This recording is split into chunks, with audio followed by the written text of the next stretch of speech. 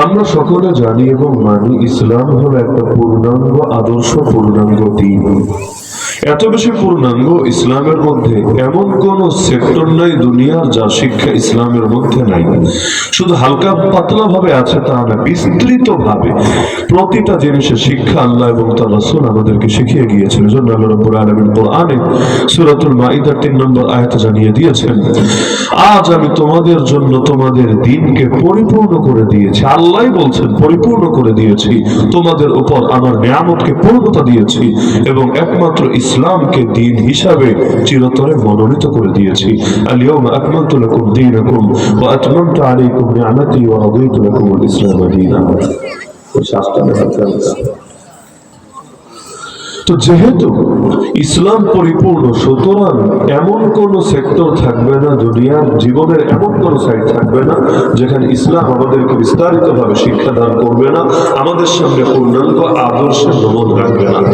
ইসলাম তো এতটাই পরিপূর্ণ, কিভাবে আপনার দাঁত পরিষ্কার করবেন, কিভাবে স্ত্রীর সাথে মেলামেশা করবেন, কিভাবে কাপড় চোপড় পরবেন, কিভাবে বাথরুম করবেন, কিভাবে উযু করবেন, কিভাবে গোসল করবেন, প্রতিটা জিনিস ইসলাম শিখিয়ে দিয়েছে। এমনকি হাসবেন কিভাবে, কাঁদবেন কিভাবে, কথা বলবেন কিভাবে, হাঁটবেন কিভাবে, চলবেন কিভাবে, প্রতিটা জিনিস ইসলাম শিখিয়ে দিয়েছে। তো যে ইসলাম এত ছোট ছোট জিনিসগুলো শিখিয়েছে, ওই ইসলাম বড় বড় জিনিসগুলো বাকি রাখবে, এটা ভাবলে তো এটা চরম পর্যায়ে নির্বন্ধিত হবে। আল্লাহ রাসূল সাল্লাল্লাহু আলাইহি ওয়াসাল্লামের জামানায় নবীজির এক সাহাবী ছিলেন, যার নাম সকলে জানার কথা, সালমান ফারিসি রাদিয়াল্লাহু আনহু।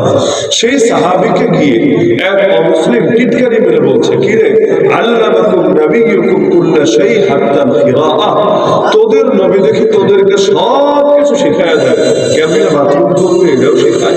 সে বলছিল পচানোর জন্য, টিটকারি মারার জন্য, যে কেমন নবী বাথরুম নিয়ে আলোচনা করে, কিভাবে মানুষ ইস্তেঞ্জা করবে এগুলো নিয়ে কথাবার্তা বলে। সে আল্লাহ নবীকে পচানোর জন্য সেই সাহাবীর সামনে এভাবে উপস্থাপন করছে। আপনার সামনে বললে আপনি একটু টেনশনে পড়তেন, আসলেই তো ভদ্র মানুষ তো এই জাতীয় বিষয়গুলো মুখে আনে না, নবী যে এই কথাগুলো বললেন বিষয়টা কেমন হয়ে গেল।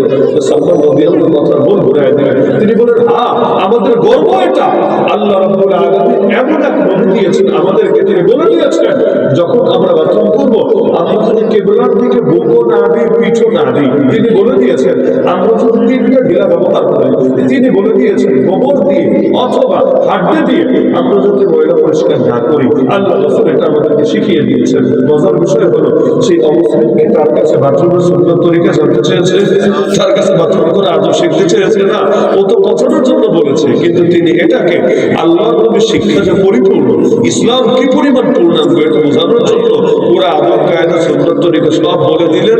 এটা শুনে সে একদম নিশ্চুপ হয়ে গেল।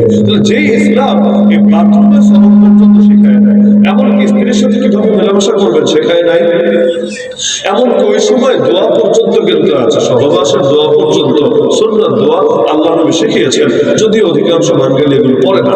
এমনকি ঘরে ঢোকার দোয়া নাই, ঘর থেকে বের হওয়ার দোয়া নাই, প্রতিটা ক্ষেত্রে ইসলাম পূর্ণাঙ্গ শিক্ষা দিয়েছেন।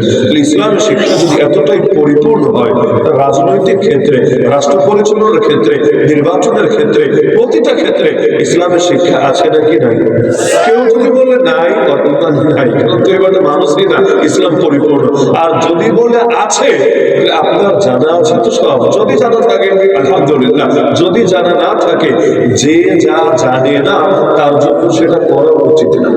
যে যেটা করবে তাকে সেটা শিখে নিতে হবে। যখন নামাজ পড়বেন ভালো কথা, আগে নামাজের এলেম শিখা নিয়ে, তাহলে মসজিদে গিয়ে যা পড়বেন ওইটা দিয়ে হক আদায় হবে না। এলেম ছাড়া সহিভাবে নামাজ আদায় করা যাবে? আপনি হজে যাবেন, বহুত ভালো কথা, টাকা জমা দিয়েছেন, নিবন্ধন করেছেন, সব ঠিক আছে, যাওয়ার আগে একটু ট্রেনিং দিয়ে নিয়ে কিভাবে হজ করতে হয় শিখে নিয়ে, তাহলে সৌদি আরব গিয়ে কি মশা মারবেন, সৌদি আরব গিয়ে কি মাসি ঘুরবেন না, বরঞ্চ আপনাকে আগে শিখতে হবে, পরে করতে হবে।